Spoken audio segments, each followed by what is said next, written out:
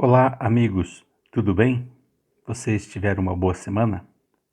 Por falar em boa semana, a semana pode ter sido melhor se você estudou a lição da escola sabatina. A lição desta semana, ela é uma referência para todo o trimestre que se segue. Você sabe que a gente está trabalhando em cima das alianças durante esse trimestre. E a lição da semana que se passou fala de uma aliança que Deus fez com o homem, com a humanidade, num tempo passado, e esta aliança, feita lá no passado, aproximadamente 2.500 anos antes de Cristo, ela dura até os nossos dias. É a aliança que Deus estabeleceu com Noé.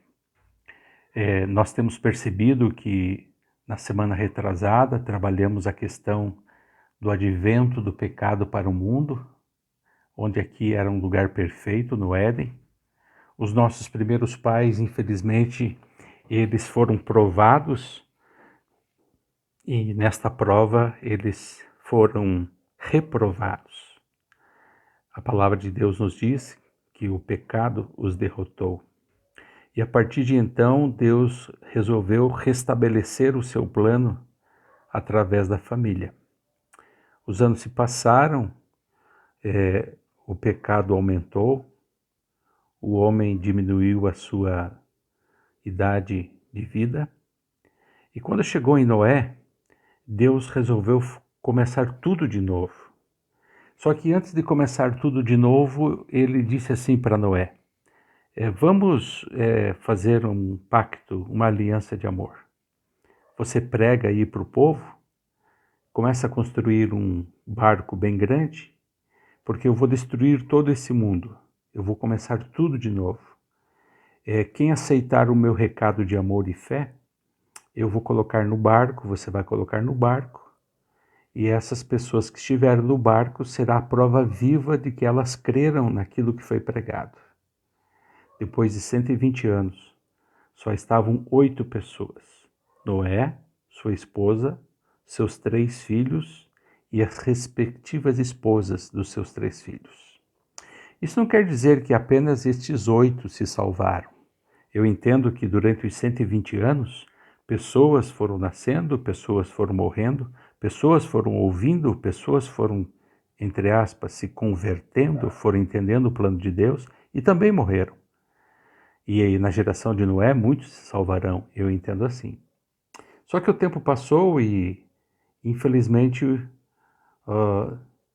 Noé teve que pregar, e depois que veio o veredito da sua pregação, 8 salvos, Deus enviou uma aliança de amor, o arco-íris, né?